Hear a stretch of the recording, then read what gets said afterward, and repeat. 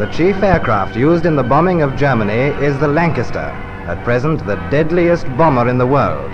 In the Second World War, 125,000 aircrew served in RAF Bomber Command. Of that number, 72% were either killed, seriously injured, or taken prisoner of war. War only has losers, because nobody wins. After the war, many of the men that left home did not return to tell the tale. You can't have a future without a past. Now, it is believed only a handful remain. This is the story of one such man. This is Bomber Ray, The Last Mission.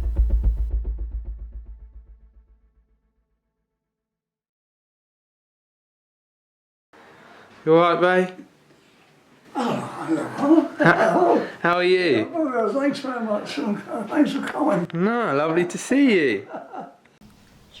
Ray Parke, 99 and loving life. Right, that's your go, Ray. Your ordinary pensioner, living his life in an ordinary care home. Scratch even slightly below the surface, and Ray's life is far from ordinary. Born in April 1925, he grew up in a small town just outside Norwich. At 17 years old, he picked up the rallying cry and joined the RAF. Ray became a flight engineer in the infamous Lancaster bomber in 1944. Hello, Skip. First flares are just going down. The average life expectancy in Bomber Command was just 2 weeks. On his first tour lasting 6 months, Ray survived 40 war missions. Normally, a full tour was only 30. He flew missions over the city of Essen, the most heavily defended German city after Berlin, as well as the infamous Dresden raid. After surviving their 40th mission, Ray and his crew of 218 Squadron received acclaim in the national press. But once the war finished, Ray returned to Norfolk and settled into a relatively quiet life of legal work.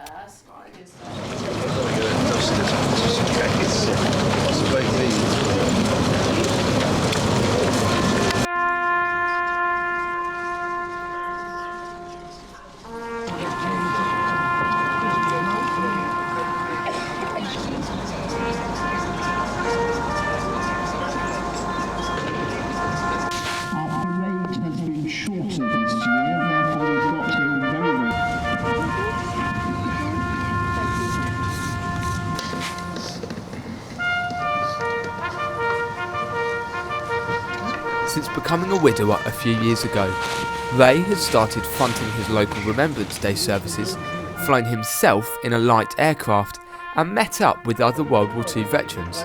It's incredible to have several veterans sharing their stories together, but quite simply, more must be done to move their stories forward into the future. It gives me great pleasure to present you with the Thank You Liberate medal. Ray's crowning moment of the year, the Dutch Medal of Liberation, presented to him for his role in freeing occupied Holland. I think it's a great opportunity for a global audience to understand and learn more about you and your brothers in arms. Ray became only the 11th veteran to have been awarded the medal from the Dutch Wing Commander. Bomber Command would prove to play a crucial role in liberating the Netherlands. This medal ceremony gave me the perfect opportunity to embark on the journey to take Ray on one last mission. I'll tell you about the mission that the Wing Commander was telling you about to Netherlands. It was 25th of October 1944. It was about our third or fourth operation. Clear blue skies, not a wind, not a cloud, not a breath of wind. And they said, oh, you'll be all right, it's a short trip, you'll be back home in time for lunch. And so we thought that's good. The target was the German works on the island of Walcheren, which they were bolstering up for defence. and we did the raid, and we got good results. And the time came to return to come back home. And to do that, we had to fly inland a little bit before we could turn and come back over the sea. As we turned to come back, there was a tremendous explosion which really shook our plane up completely. We happened to be just right over where it happened, and so there you saw all this terrific crash and flames and black smoke and all that sort of thing. But we had to go on and keep out of the way. So we went on, we turned around, came back, and we did get our Sunday lunch. Then after a few days, that worried me, because surely was not one of our chaps who dropped a bomb on that town. It would have been a terrible thing to do. And I couldn't get over that for a long, long time. But I learned much later in life that what happened was a Lancaster had been badly damaged over the target.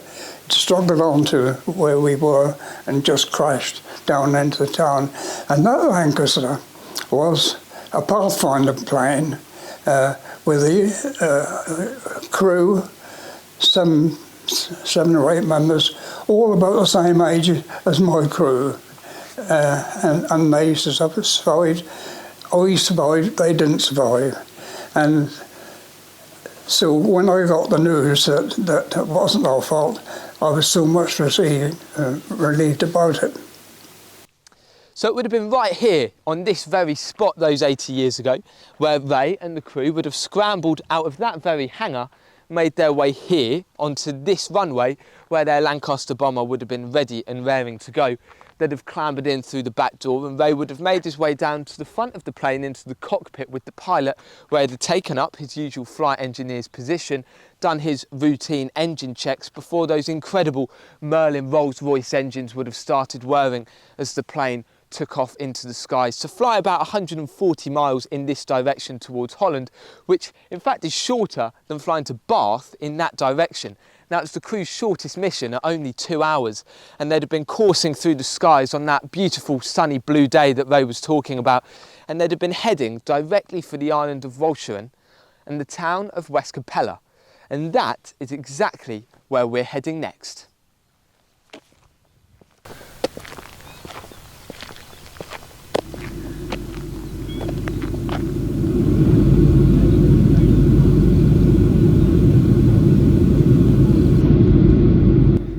You can quite clearly see the impact of this relationship between man and plane, and it's still a vivid memory for Ray, and it now feels my duty to help complete his story for him, and finally allow him to feel at peace about what happened on this famous flight. Our journey brings us here, to the beaches of West Capella, specifically Liberty Bridge, where 80 years ago Ray and his comrades fought to liberate this region. Now, families, children, on days sunnier and warmer than this, will enjoy the beaches behind me. They can do it because they're free. Ray and all of his comrades fought for that freedom. And just being here, you can feel the emotion attached. You can walk down into the museum and you can get a sense of what it means to everyone who lives here and everyone who passes through. This place is more than just a collection of people. It's a collection of stories, and stories that mean something to everyone who lives here. And we've come to find out more about those stories. The Polderhuis Museum acts as a memorial for all those who lost their lives in the fight at West Capella. The objectives for Ray and Bomber Command? Bomb the dikes to cause a flood and flush out the German defences. British planes dropped leaflets to the civilians warning them of the attack, but many either didn't see them or had nowhere to go. Out of the 19,000 houses on the island, only 4,000 escaped any damage. Ivo is the manager of the museum. His grandmother was 16 at the time of the bombings, and she passed down her stories and experiences. And I wanted to find out more about what really happened here. And we see this is the part where my grandma lived. She was like 16 years old. When the bombardment started on the 3rd of October, her father said to her and her brother and her sister, we have to flee, and when we flee we're going to go to the lighthouse, and the lighthouse was on the other side of the town, that's over here. He said that's going to be used as an orientation beacon for the pilots, that they know that's Westkapelle, and there we have to bomb the dike. Bombs were falling, exploding, houses were being blown up, and they fled through the main street to the lighthouse. But it was pitch black because of the dust of the bombs. I was going down because about 250 Lancasters came to bomb the dike of Westkapelle. They were in 8 waves of about 30 planes. Between the waves of the planes, the dust goes down, and that increases the visibility for the people who's fleeing. My grandma said she saw people covered in mud. The only thing she saw was the white of their eyes. But she said we had to go because they were also running for their lives. And she heard screaming, crying of people, and behind the lighthouse they went into a dry ditch and they waited until the bombardment was over. It took a couple of hours, and like I said, she was 16 years old, a little bit curious. So she said I took a peek over the edge of the ditch to see what was happening, and the roofs were being blown off the houses. Massive blocks of clay as big as an SUV went up into the air. They waited until the bombardment was over. Much more inhabitants of Westkapelle came to there, and after the bombing was over, they saw animals coming, like mouses, rats, rabbits, and they were already fleeing for the water because the dike was breached, and that was also the objective: breach the dike of Westkapelle and flood the island of Walcheren. Thankfully, the majority of the Westkapelle natives evacuated the area along with Ivo's family. However, 47 people took shelter inside the local windmill when the bombing began. Tragically, only 3 people survived. Now, the foundations of the windmill were placed at the museum as a constant reminder. However, anyone you meet in Holland with any personal ties to the war owes everything to those British bombers and the forces that fought to free their homeland. If it weren't for Ray and his iconic Lancaster, there could have been no Dutch liberation. And now it is easy to be confused from hearing those first-hand accounts as to why a city and a nation who suffered heavy civilian casualties would be so grateful to those who carried out the bombardments. But really, the answer is quite simple. For the previous 4 years, many of them had lived under fear and persecution of Nazi rule. Some would have had family members taken to concentration camps just because they were Jewish, or had their homes and lives overtaken by Nazi soldiers. Of course, they mourned the lives of those who they lost, but for the first time in those 4 years, they saw the hope of freedom. They felt gratitude towards a group of men who left their homeland to fly over heavily defended German areas just to help them, a gratitude which they all still feel, that Ivo still carries for his grandmother. Now, it's not just overseas where the gratitude of freedom is felt. Here at home there are still those doing what they can to help keep these stories living on. Meet Johnny. When he came across Ray's story, he wanted to join with me to help give Ray one final mission. He came up with the idea of running over a marathon between Ray's old air bases to raise the money to help make it happen. I went down to see him just before he set off to find out why he felt the need to get involved and help reunite Ray with an old friend. I've always just had a huge passion and interest in Second World War history and aviation. Sparked really through my grandfather. Growing up, he was in the RAF and used to watch the Battle of Britain film around his on a Sunday, so I was instantly gripped when I first saw Spitfires and Hurricanes soaring around the sky and then saving the country. And then as I got older and really learned the kind of significance of the Second World War events and the human side of it all, then it really sparked my interest. When you meet and speak to these individuals, they're just so incredibly humble. They don't want any thanks or accolades for what they did, just really to be remembered and the sacrifices that they and their comrades made. So I hope that through being able to capture and document these stories, that it will just keep that history alive, where they'll be able to to learn and help be educated on, you know, what went on, what they did, and yeah, hopefully that we can learn from that in the future.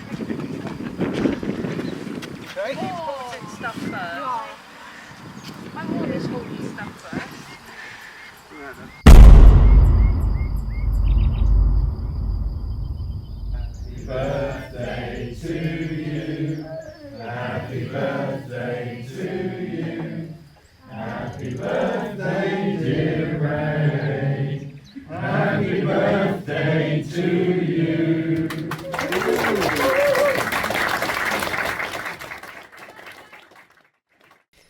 It's not every day you turn 99, but when you do, the celebrations and surprises deserve to be bigger than any before, and for Ray, that was witnessing a Spitfire aerobatic display for the first ever time. Although, with Johnny's arrival to the party, time to deliver an even bigger surprise. Tell Ray his final mission is just around the corner.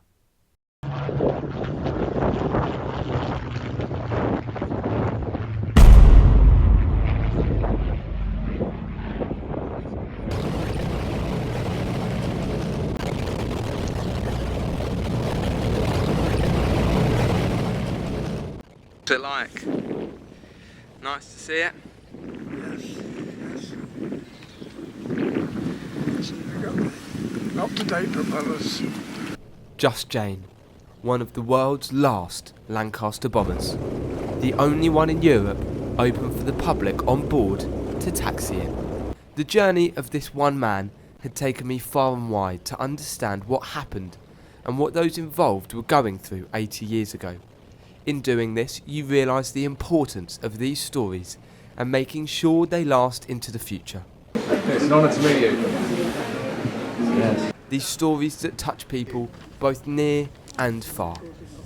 That is why, before boarding for a final time, there was one more surprise for Ray. So as you know, I went to Holland a few weeks ago, and I went to a museum at West Capella. And this gentleman here is the man who owns the museum. And when I was there, he wanted to give you a personal special message of thanks. Great. For me to show you. So this is what he had to say to you. For you, if there was one message that you could give to Ray, he sees this, what would your message be to him and to his comrades that he fought alongside? Yeah, well, thank you. A big thanks for liberating our village, our country, and Europe. And the effort that they did, not knowing us and putting their life in the scale, that gives me goosebumps. And yeah, I think it's extraordinary what they did for us. Thank you so much. It's very kind of you. So it meant a lot for him to be able to say thank you to you, and because of he's so inspired by what you did, as we all are. It wasn't going to be enough for him to do it just via the computer. So he wanted to come today to say thank you to you. So he wanted to fly all the way over from Holland to come and meet you today. Oh, I say. Ray. This is an honour. It's really nice to meet you. Thank you for your kind words. Thank you for all the effort that you have done. What a day this is. It's extraordinary meeting you. I know you people over there, I really do. And that the history of my grandma and what you have witnessed come together at this day. I always remember Watson Island and Middleburg. I always remember them. Yeah. More than 40 missions. Yes. That's extraordinary. That one I remember most. Yeah. That's what it's all about. We could never understand what it meant to have to fly day after day, night after night into enemy fire. We can't imagine what it's like to live in an occupied country and have to have our freedom fought for. But that feeling of gratitude remains forever. Now, with Evo, an event fundraiser Johnny and his son Freddie alongside him, Ray is ready to become what will no doubt be the last ever World War II veteran to ride a moving Lancaster.